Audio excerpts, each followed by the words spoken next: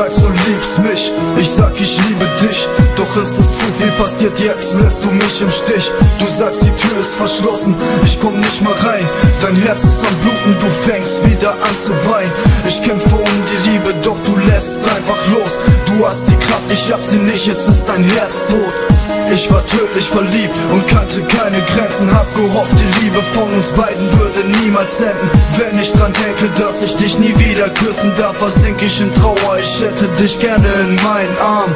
Ich belüge mich und sage, ich brauch dich nicht, doch das ist nicht die Wahrheit, es gab keiner außer dich. Und all die Zeiten, die ich mit dir verbracht hab, bleiben für immer in Erinnerung, auch wenn ich's nicht geschafft hab, auf Freunde zu verzichten, um die Liebe zu besitzen. Kochani, glaub mir eins, ich wollte Liebe nur beschützen.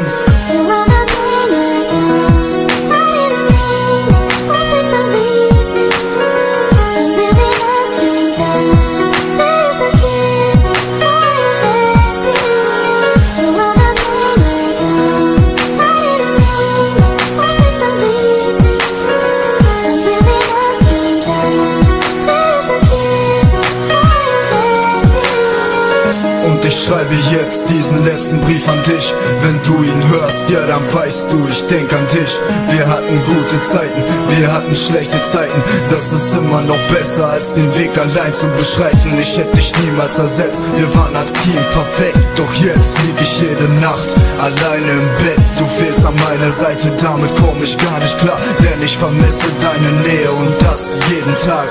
Ich würd alles dafür geben, dass du wiederkehrst, denn nur du gibst meinem Leben wirklich wieder einen Wert.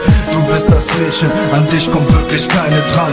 Entfachst in mir ein Gefühl, das ich nicht beschreiben kann. Warum musst du unsere Liebe so viel Schmerzen tragen? Warum müssen wir beide jetzt Goodbye sagen? Ich raste aus, ich habe keine Kraft mehr, kann's nicht ertragen, denn unsere Liebe scheint für ewig begraben. Und der letzte Frust entweicht aus meinem Körper. Ich bin selbst nicht mehr ich selbst und mir fehlen die Wörter.